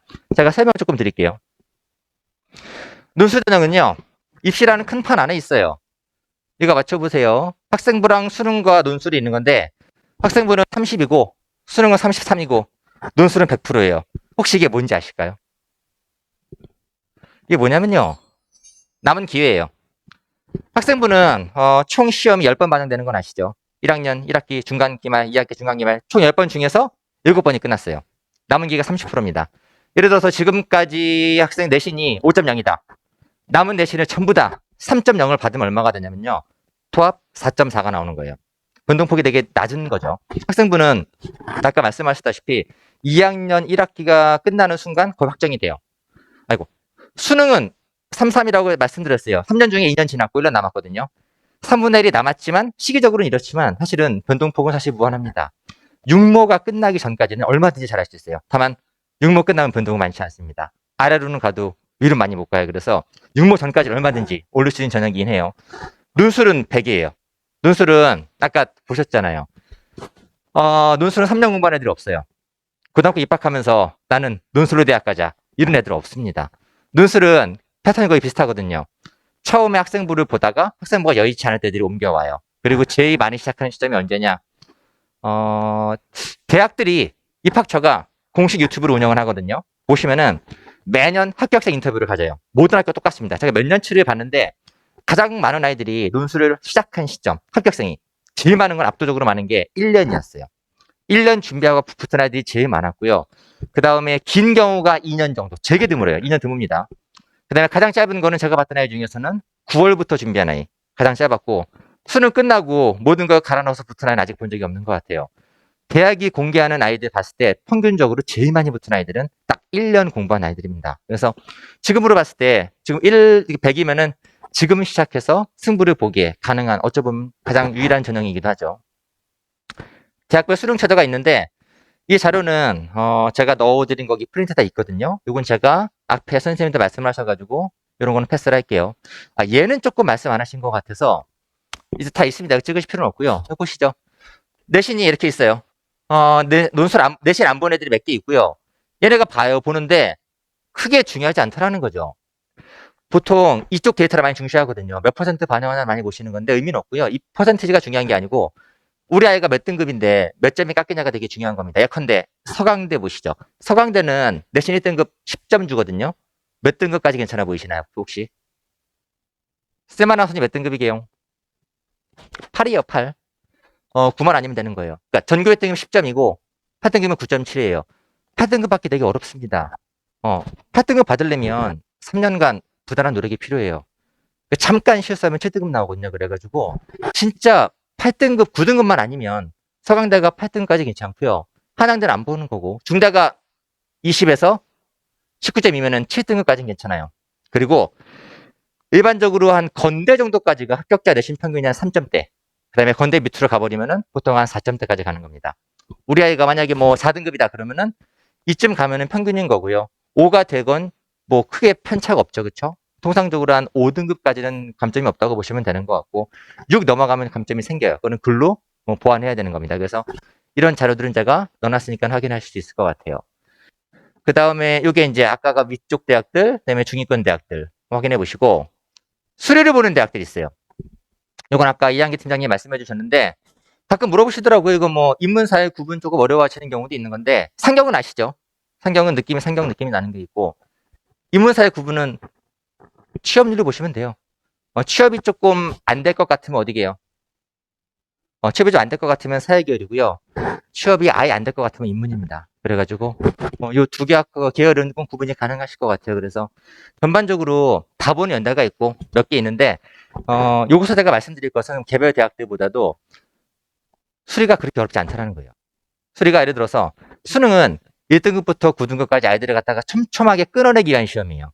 진짜 쉬운 문제부터 진짜 어려운 문제까지 있거든요. 논술은 수능보다 어려울 거라고 생각을 해요. 그렇진 않고요. 뭐 가장 연대가 내는 시험도 그래. 학교 편에 따르면은 3년간 고등학교 교육 갔다가 정상적으로 받은 아이라면은 풀 수 있는 문제라고 하는 건데 약간의 과장이 있긴 하지만 완전 뻥은 아닙니다. 붙은 아이들한테 물어봤을 때 통상적으로 물어봤어요. 제가 애들한테 몇 등급이 필요하냐 물어봤을 때 제일 많은 답변은 4등급이었어요. 작년까지가 4등급이었고 올해가 좀 쉬웠거든요. 올해 쉬워서 올해는 뭐 일부 애들은 5등급도 가능하다고 말했는데 오는 조금 그렇다 쳐도 4등급 정도면 풀만한 문제가 나옵니다. 연대 수리가 그렇게 어렵진 않아요. 학교는 그런 거예요. 약간 수능 최저 느낌으로 보는 것 같아요. 엄청 빡센 문제를 봐서 수리에서 승부를 보겠다가 아닌 거고 수학에 대한 기본적인 능력이 있나 관심 있나 이 정도로 보는 거기 때문에 풀어보면 생각보다 도전할만 해요.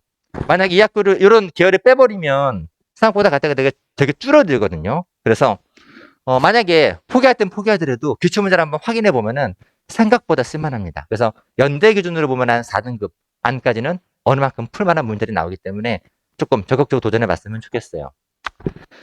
자, 이런 부분들은 앞에서 말씀해 주셨는데 전 이런 게 설명해서 초반에 이게 되게 중요해요.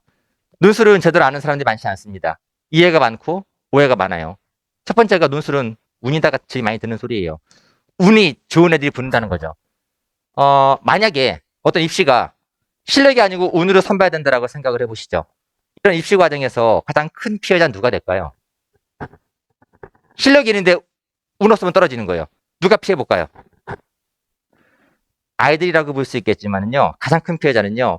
이렇게 실력도 없이 운만 좋은 애들을 뽑아온 대학이 큰 피해자가 되겠죠. 대학이 그렇게 멍청하지 않습니다. 대학은 적어도 우리나라 대학은 교육기관이 아니고 선발기관이에요. 선발할 때 좋은 아이들 뽑는 게 되게 중요하거든요. 대학은 여기에 모든 걸 거는 아주 중요한 조직입니다. 그래서 아이들을 운으로 뽑진 않아요. 제가 통계 하나 보여드릴게요. 이게 연대 논술 합격자 지역별 평균이에요. 서울하고 수도권이 82%고요. 지방이 17%예요. 돌려 말하면 만약에 아이들을 운으로 선발한다고 쳐보죠. 그러면은 전국적으로 균등한 분포가 나와야겠죠. 근데 수도권으로 쏠림이 되게 심해요. 우리나라 입시에서 모든 전형 중에서 수도권 쏠림이 가장 심한 전형이 논술이에요.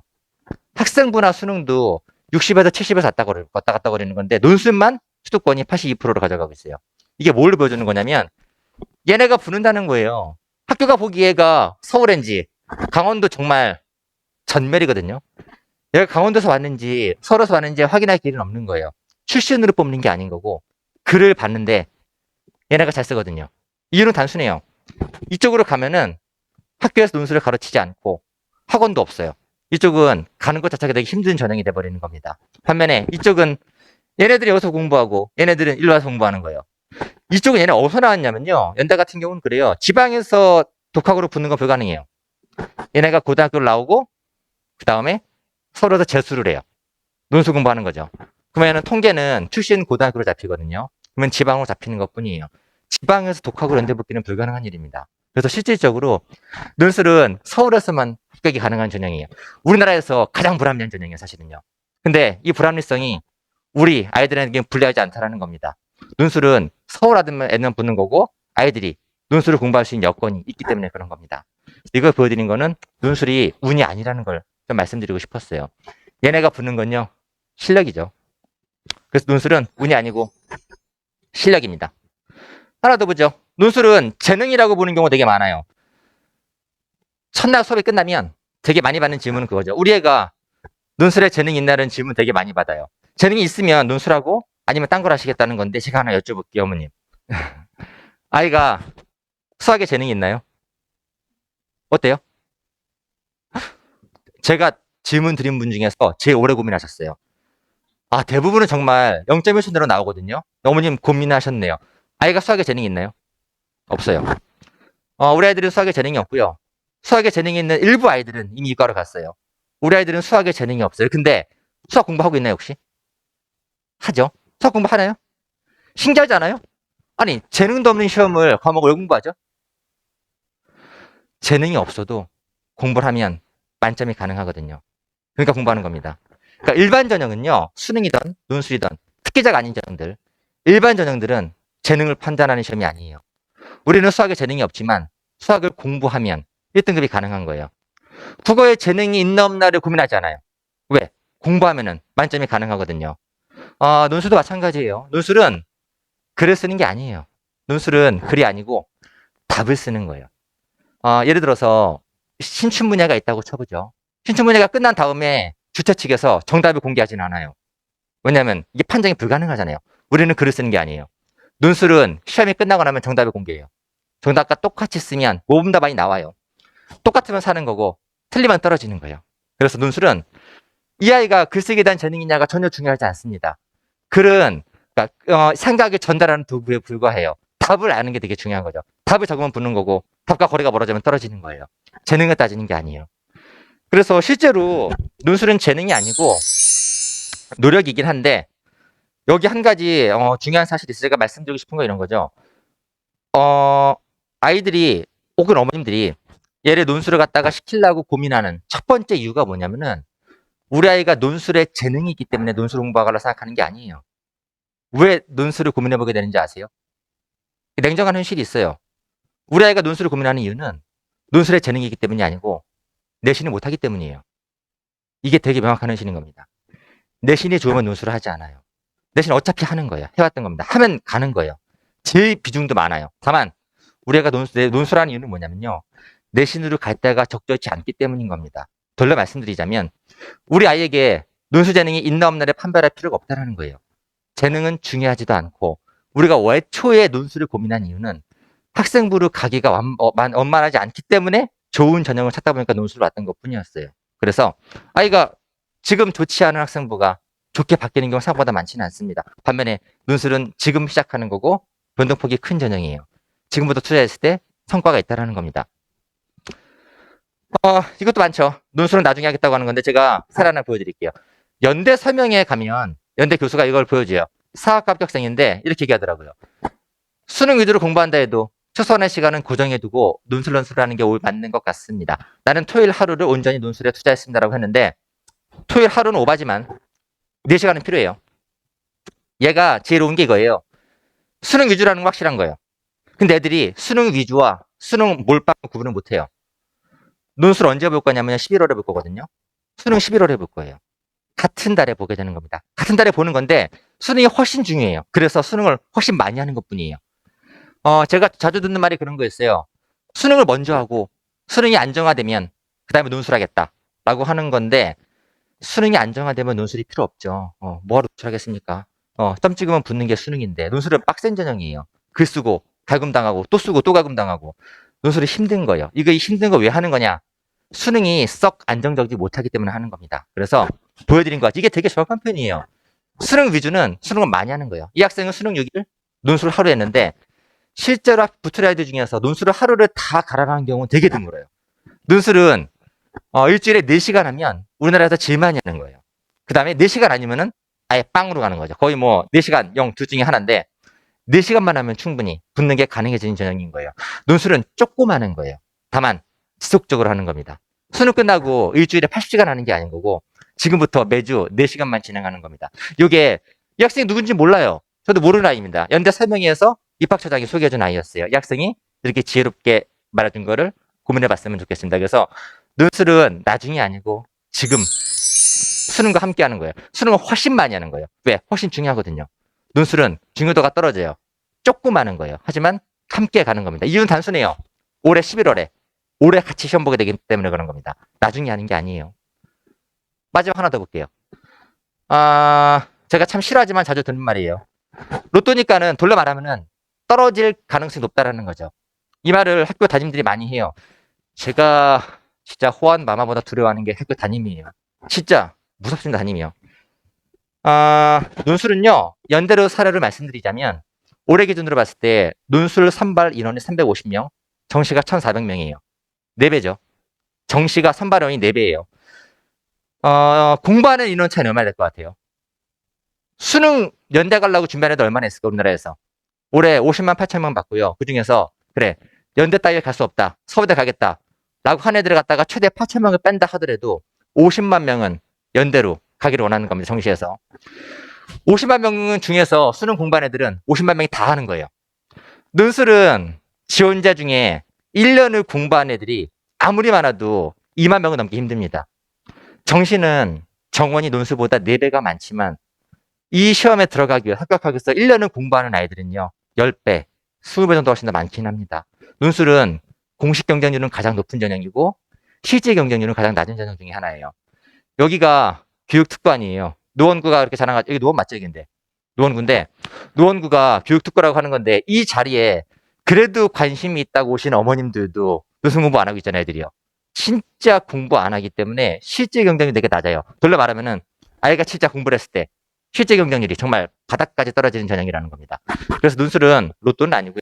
사실 합격이 가능한 전형이에요. 이 시점에서 담임들이 되게 많이 얘기한 게 그거예요. 하지마, 떨어진다라고 하는 거예요. 논술은 떨어질 거야 라고 말했던 담임들이 정확하게 9개월 있다가 수시 원서 칠 때 뭐 하고 있나 보세요. 논술 원서 상담할 겁니다. 논술을 고민했던 아이들은 어차피 수시에서 논술을 쓰게 돼 있거든요. 담임은 대부분 하지 말라 그래요. 그리고 원서 상담을 해요. 그리고 아이들을 원서를 쓰게 해요. 그 다음에 강제로 저한테 보내주는 겁니다. 이게 악순환의 기본적인 패턴인 거였어요. 좀 더 지혜로운 담임들은요. 학생부로 갈 데가 없는 아이들을 논술을 준비하라고 얘기를 해요.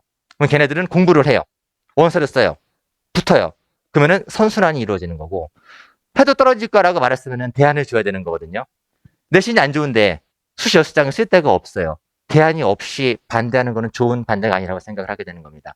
진짜 보시면요. 9개월 있다가 논술을 반대했던 담임이 논술 상담하는 거 보게 될 겁니다. 그래서 악순환이 아니고 선순환으로 갔으면 좋겠어요. 자, 합격으로 가야겠죠. 말씀드린 것 같이 둘은 같이 가는 거예요. 투트랙으로 가는 겁니다. 얘 훨씬 많이 하는 거예요. 얘는 수능 보게 되겠죠. 논술은 6장까지는 쓸 수 있는 것 같아요. 그래서 논술을 준비하는 4시간이 아깝다고 느끼진 않았으면 좋겠어요. 이게 취미생활이 아니거든요. 일주일에 4시간 투자했을 때 대학 갈 수 있는 유일한 전형은 논술이에요. 수능 일주일 4시간 하면 어디 가나요? 뭐 가겠죠. 정말 저 멀리 가버리겠죠. 근데 논술은 4시간이면은 서울 안쪽에서 의미 있는 대학까지 갈 수 있는 거의 유일한 전형이 되는 겁니다. 얘네가 쉬워진 이유가 있어요. 원래 논술이 지문도 되게 어렵고 준비 기간이 긴 전형이었어요. 근데 정부가 논술을 싫어해요. 윤석열도 논술이 사교육의 주범이라고 생각합니다. 근데 그렇진 않죠, 사실. 논술은 사교육의 주범이 되긴 좀 어려워요. 사교육의 주범은요, 현우진 쌤이에요. 그 정도 클래스는 돼야 주범인 거지. 논술은 진짜 소소하거든요. 근데 대통령이 잘 몰라요. 그래서 정부가 논술을 강하게 규제하면서 문제 난이도가 많이 낮아졌습니다. 예전하고는 비할 바 없을 만큼 낮아졌기 때문에 이제는 2년, 3년 공부한 전형이 아니고요. 딱 1년 정도가 가장 최적의 시기라고 말씀드리는 겁니다. 그래서 12월은 고민이 아니라 결단의 시기고요. 일주일 4시간 했으면 좋겠어요. 제가 아까 입학처가 대학교가 운영하는 공식 유튜브를 말씀드렸는데 합격생들하고 인터뷰를 다 해요. 그럼 거기 고정 질문이 있어요. 뭐냐면은 논술학원에 가봤을 텐데 논술학원에서 배운 게 도움이 됐냐라는 질문이 있어요. 모든 학교가 똑같이 물어봐요. 입학처에서. 답변이 뭐가 나오냐? 다채로워요. 학원에서 배운 게 진짜 큰 도움이 됐다 애들이 있었고요. 전혀 도움이 안 된다 애들 많았어요. 그러니까 진짜 다양한 답변들이 있는 건 흥미로운 건 이 다양한 답변들을 한 모든 아이들이 전부 다 한 명도 빠짐없이 학원을 다녔다는 거예요. 도움이 된다고 말한 놈이건 안 된다고 말한 놈이건 무조건 학원을 다녔어요. 논술은 독하기 조금 어렵습니다.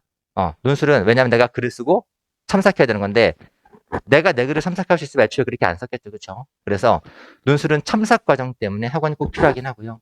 긴 시간은 아니고 딱 4시간은 투자했으면 좋겠어요. 자, 여기까지가 소개고요. 제 소개는 조금 간단하게 드릴게요. 한 5분 정도면 될 것 같아요. 저는 강의를 이렇게 해요. 뭐 학교는 바뀌어도 포맷은 안 바뀌어요. 왜냐면은 논술을 30년간 내오면서 애들이 자기 학교에 맞는 거를 찾아내긴 했는데 이게 특징이 이런 거예요. 옛날에는 다 제각각이었어요. 다 멋대로 내는데 시험이 끝나면은 그게 제 팸플렛에 들어있는 자료들이긴 합니다. 제가 보여드린 거 다 있어요. 시험이 끝나면 문제가 공개가 돼요. 꼭 시험 못 내는 대학들이 있거든요. 걔네들도 옆에 대학의 문제를 보는 거죠. 쟤네가 잘 내요. 베끼는 거예요. 옛날에 누구 베꼈을까요? 서울대예요. 걔 문제도 잘 만들었거든요. 예전에는 전부 다 서울대를 베꼈고 이제 누굴 베끼는 거냐? 연대와 성대를 베끼고 있어요. 이 두 학교 중심으로 문제가 수렴되거든요. 그래서 얘네들의 문제는 패턴들이 있어요. 이런 이름도 제가 만든 게 아니고요. 성대가 만든 이름들이에요. 그래서 학교들이 유형을 만들면은 얘네가 쭉 빨려 들어가요. 문제들이 엄청나게 다변화되어 있다. 지금은 거의 정형화되고 있습니다. 그래서 주로 위에 대학들 중심으로. 그래서 패턴들은 거의 비슷해요. 문제는 순서는 바뀌죠. 연대가 1-1, 1-2, 2-1, 2-2긴 하지만 남들은 순서가 바뀌는 뿐이지 이 모두 자체가 바뀌진 않아요. 그래서 이런 패턴을 이해하면은 연대부터 경희대부터 인하대까지 붙는 게 가능해지는 거예요. 이렇게 강의하기 때문에 대성에서 제가 강의 만족도 전 캠퍼스 통합 1위 했습니다. 대성에 저보다 오래 하신 분들도 계시고 다양한 선생님도 계시지만 저보다 좋은 평가 받지 못했어요. 이게 20년 자료고요. 21년은 어디 갔냐? 몰라요. 학원에서 공개를 안 해요. 가지고 이후로는 그 평가 자료를 공개하지는 않더라고요. 마지막 평가 제가 1등이었습니다. 그리고 첨삭은 비슷해요. 이렇게 진행을 해요. 그 다음에 평가도 아까 앞서 말씀드렸을 겁니다. 그래서 평가도 저희가 어플을 활용하고 있고요. 이렇게 진행하고 상담도 제가 중요한 거 말씀드릴게요. 이거 뭐 다 하는 거예요. 다 하는 거고 얘가 있어요. 혹시 이 중에서 재수생이라고 물어보시면 여쭤보면 좀 그런가? 재학생 어머님, 예비고3 어머니 계시죠? 얼마나 계실까요? 들어보시겠어요? 대부분이시죠, 그렇죠? 아니 재수생도 있으니까. 근데 예비고3은 몰라요. 대상에서 재수생들이 분노하는 게 있어요. 작년에 담임하고 수시, 원서 상담한 거로 분노합니다. 왜냐면요, 나중에 겪게 될 거예요. 9월에 담임하고 논술 원서 상담할 거거든요. 논술 원서 쓰는데 담임이 알고 있는 데이터가 2개 있죠. 수능 모의고사, 내신 이거 2개 가지고 논술 원서를 써요. 신기하지 않아요? 논술 원서 쓰는데 아예 논술 실력을 모르고 쓴다는 거예요. 되게 신기한 일이에요. 이게 안 바뀌고 있어요. 학교가 최소한 대학이 진행하는 모의 논술을 응시하라고 권장을 했어야 돼. 이것도 안 합니다. 그래서 정작 담임은 아예 글쓰기 실력을 모르는데 논술 실력을 모르는데 상담하고 원서를 쓰는 거예요. 그러니까 애들이 붙는 게 신기한 일이 되는 겁니다. 아마도 학원을 다니면 달라질 거예요. 저희가 어플을 통해서 아이들을 관리한 이유는 뭐냐면요. 이걸 하기 위해서요. 나중에 수시 상담할 때 아이 실력에 맞춰서 어떤 대학, 어떤 학과가 바뀌게 되는 건데 글쓰기 실력 알아야 되는 거잖아요. 정시 원서 쓰는데 수능 성적을 모르면은 무의미하지 않겠습니까? 이게 상당히 무슨 의미가 있겠어요. 근데 일선 고등학교들은 아주 오랜 기간 동안 그 악순환을 반복하고 있는 겁니다. 논술 실력을 모르는데 상담하고 아이들을 떨어뜨리고 있어요. 그래서 아마 형님이 오시게 되시면은 이 부분은 달라지실 거예요. 그래서 전반적으로 논술 강사는요, 이렇게 큰 흐름 내에서 이런 거죠. 영어 선생님은 영어만 가르치면 돼요. 논술은 달라요. 논술은 과목이 아닌 거 아시죠? 논술은 과목이 아니고 전형이에요. 스케일이 다릅니다. 논술은 수업 시간에 끝나는 게 아니에요. 공부하고 가르치고 상담하고 그 뒤에 많은 작업들이 붙게 되는 겁니다. 아이와 전반적인 면에 가장 밀착도가 높은 게 논술이고 그래서 이렇게 이거를 입시 멘토라고 말씀드리는 겁니다. 그래서 저는 매년 합격생을 공개하고 있어요. 이렇게 예전에는 제가 이만큼만 공개했거든요. 근데 애들이 그러면은 이 밑을 안 하냐 그래가지고 작년부터는 여기까지 공개를 하고 있고 이렇게 공개했더니만은 작년에 누가 신고했어요. 교육청에 신고했는데 피곤했어요. 그래서 이거 애들한테 합격증 다 받아가지고 맞춰놨습니다. 근데 이게 누가 신고했는지 아세요? 지나가던 정의로운 시민이었을까요? 아니면 국어 강사가? 누가 신고했을까요? 누군지 알아요. 왜냐면 대치동에서 같이 제 옆에 있는 학원에 있는 논술 강사예요. 당연하죠. 누가 이거 합니까? 가지고. 근데 이제 그냥 반이 보기에도 한 명의 강사가 1년 동안 이런 실적을 낸 게 너무나 비현실적으로 보였던 것 같아요. 그래서 신고 받았고 다 처리했습니다. 지금도 항상 공개를 하고 있어요. 그래서 이게 작년 거고요. 올해는 지금 나온 게 연대밖에 없어요.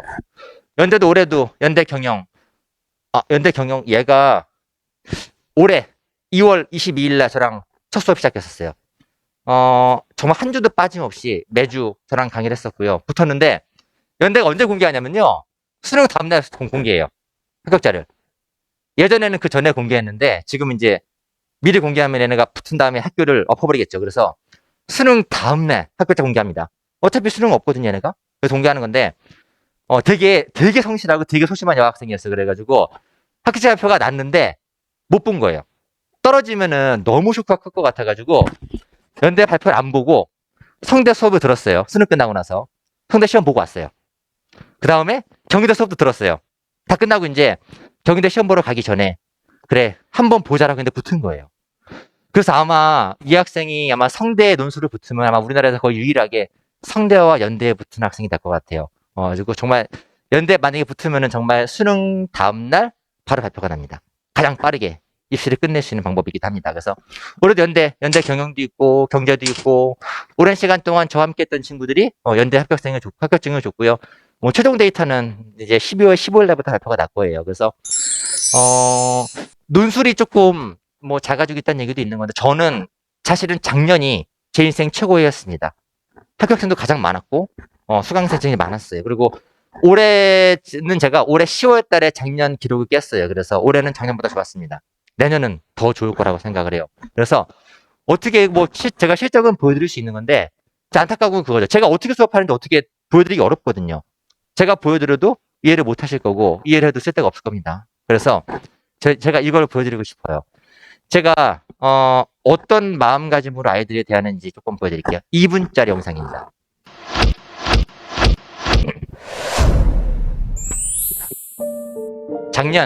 올해 10월 1일 전 매년 연대에 갑니다. 연대 시험이 3시예요. 항상 3시간 반 전에 연대에 갑니다. 어머님들 보이시죠?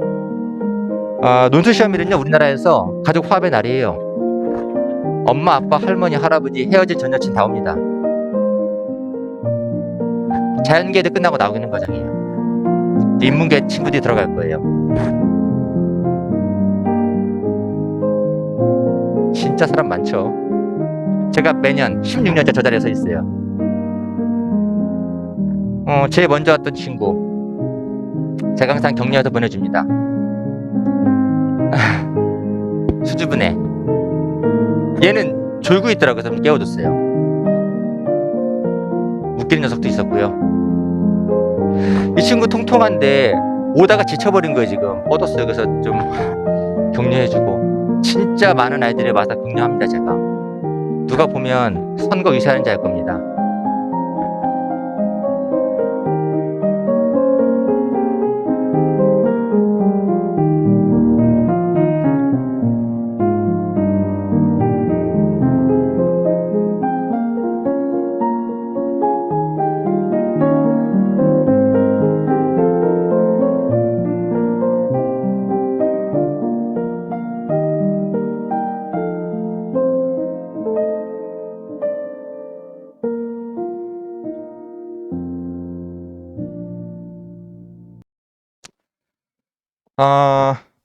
제가 뭐 시간표는 이래요. 그러니까 대치 빼고서는 사실은 중개사만 강의를 하고 있고요. 일요일 저녁에 강의를 하고 있습니다. 제가 보여드리는 건 이런 겁니다. 제가 강의 어떻게 하냐도 말씀드리고 싶지만 쉽지 않은 부분이기도 하고요. 제가 어떻게 아이들을 어떻게 대하고 있는지 그리고 어떤 결과가 난지 말씀을 좀 드렸고요. 이건 제 개인적인 부분이고 그 다음에 제가 마지막에 담당한 이유는 뭐냐면요. 조금 더 현실적으로 이 시점에서 가장 좋은 선택했으면 좋겠다는 부분에서 좀 정보를 드리려고 노력을 했습니다. 인간은요, 제일 좋은 선택을 하는 게 아니고 지금 상황에서 나에게 맞는 선택을 하게 되는 겁니다. 아까 말씀드렸잖아요. 내신 1.0이면 논술 필요 없어요. 수능이 완벽하죠? 논술 필요 없어요. 근데 우리 아이들이 내신과 수능이 완벽하진 않을 거예요. 근데 원래 그런 거예요. 그러니까 중간에 모든 게 다 좋을 수는 없는 겁니다. 그냥 끝이 좋으면 다 좋은 거예요. 그래서 섹스피어가 한 말이었죠. 그래서 정말 끝이 좋으면 다 좋은 겁니다. 지금 상황에서 내신이 좋으면 내신으로 가는 거지만 이게 아니면은 정시, 수능과 논술로 가야 되는 거예요. 안 되는 거는 바로 손절하고 지금 내 아이에게 가장 좋은 전형을 택해서 움직이는 거고 그 다음에 논술을 아마 여기 오신 분들은 전부 다 논술에 쓸 겁니다. 쓸 거라면 찬찬히 고민해 보시고서 학원과 강사를 잘 선택해서 올해 입시에서 좋은 결과 있었으면 좋겠습니다. 그리고 이제 순서는 여기까지고요. 저희 선생님들이 좀 기다리고 있습니다. 그래서 나중에 개별적으로 좀 더 길게 상담하실 분들은 상담지 적어가지고 상담실 내주시면 되는 거고요. 그 다음에 개별적으로 지금 조금씩 뭐 긴 시간 아니겠지만 오신 김에 잠깐 개별적으로 선생님들하고 얘기해보고 싶으신 분들은 선생님들이 뒤에 계시거든요. 그래서 찾아가셔서 저도 여기 있을게요. 그래서 조금씩 말씀 나눠보는 좋은 시간 됐으면 좋겠습니다. 올해 입시 좋은 결과 있기를 기원하겠습니다. 감사합니다.